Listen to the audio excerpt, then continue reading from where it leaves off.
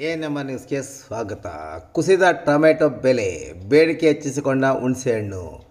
ಅವಿಭಜಿತ ಕೋಲಾರ ಮತ್ತು ಚಿಕ್ಕಬಳ್ಳಾಪುರ ಜಿಲ್ಲೆಯ ಬರದ ನಾಡಿನಲ್ಲಿ ಹಸಿರು ತರಕಾರಿ ಹಣ್ಣುಗಳನ್ನು ಬೆಳೆದ ರೈತರಿಗೆ ಸಿಹಿ ಕೊಡದೆ ಕಹಿ ರುಚಿ ತೋರಿಸಿ ರೈತರ ಜೀವನದ ಬದುಕಿನಲ್ಲಿ ಈಗಾಗಲೇ ಚೆಲ್ಲಾಟವಾಡಿದ ಟೊಮೆಟೊಗೆ ಸರಿಸಮನಾಗಿರುವ ಹುಣಸೆ ಹಣ್ಣಿಗೂ ಕಹಿ ರುಚಿ ಸರಿದಿ ಬರಬಹುದೆಂದು ನಿರೀಕ್ಷಿಸಿದ್ದ ರೈತರಿಗೆ ಸಿಹಿ ರುಚಿ ಬಂದು ಸ್ವಲ್ಪ ನೆಮ್ಮದಿ ತಂದಿದೆ.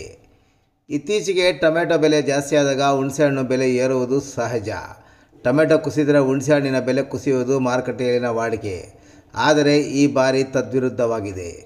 ಕಾರಣ, ಹುಣಸೆಕಾಯಿ ಬೆಳೆಯುವುದರಲ್ಲಿ ಜಿಲ್ಲೆಯ ಬಹುಪಾಲು ಚಿಂತಾಮಣಿ ಮತ್ತು ಶ್ರೀನಿವಾಸಪುರ ತಾಲೂಕುಗಳು ಪ್ರಮುಖವಾಗಿದ್ದು, ಕಳೆದ 5-6 ವರ್ಷಗಳಿಂದ ಹುಣಸೆಹಣ್ಣಿಗೆ ಸರಿಯಾದ ಬೆಲೆ ಸಿಗದೆ ನಷ್ಟಕ್ಕೆ ಈಡಾಗಿರುವ ರೈತರಿಗೆ ಈ ಬಾರಿ ಬೆಳೆದಿದ್ದ ಬಂಪರ್ ಹುಣಸೆಹಣ್ಣಿನ ಬೆಲೆ ಮತ್ತೊಮ್ಮೆ ನಷ್ಟಕ್ಕೆ ಸಿಗುವ ಪ್ರಮೇಯ ಒದಗಿ ಬರಬಹುದೆಂದು ಊಹಿಸಲಾಗಿತ್ತು. ಇಲ್ಲಿನ APMC ಮಾರುಕಟ್ಟೆಯಲ್ಲಿ ನಡೆಯುವ ಪ್ರತಿ ಮಂಗಳವಾರ ಮತ್ತು ಶುಕ್ರವಾರದ ಹುಣಸೆಹಣ್ಣಿನ ಸಂತೆಗೆ ನೂರಾರು ಟ್ರ್ಯಾಕ್ಟರ್ ಲೋಡ್ ಹುಣಸೆಹಣ್ಣು APMC ಮಾರುಕಟ್ಟೆಗೆ ಬಂದು ದಾಖಲೆ ನಿರ್ಮಿಸಿದೆ ಎನ್ನುವ ವ್ಯಾಪಾರಸ್ಥರು, ವಾತಾವರಣದಲ್ಲಿ ಏರುಪೇರಾಗಿರುವುದರಿಂದ ಮುಂದಿನ ವಾರದಿಂದ ಹುಣಸೆಹಣ್ಣು ಸ್ವಲ್ಪ ಬೆಲೆ ಕುಸಿಯುವ ಲಕ್ಷಣಗಳು ಇವೆ ಎಂದು ಇಲ್ಲಿನ ವ್ಯಾಪಾರಸ್ಥರು ಹೇಳುತ್ತಿದ್ದಾರೆ. ಈ ಬಾರಿ ಬಿದ್ದ ಮಳೆಯಿಂದ ಹುಣಸೆ ಮರಗಳು ಬಂಪರ್ ಬೆಳೆ ಕಾಣಿಸುತ್ತಿರುವುದರಿಂದ ಹುಣಸೆಹಣ್ಣಿನ ಬೆಲೆ ಕಡಿಮೆಯಾಗಬಹುದೆಂದು ನಿರೀಕ್ಷಿಸಲಾಗಿತ್ತು. ಆದರೆ ಸುಳ್ಳಾಗಿ ಈ ಬಾರಿ ಕ್ವಿಂಟಾಲ್ ಹುಣಸೆ ಹಣ್ಣಿಗೆ 2,800ರಿಂದ 3,200 ರೂಗಳವರೆಗೂ ಇಂದು ಮಾರಾಟವಾಗಿದೆ.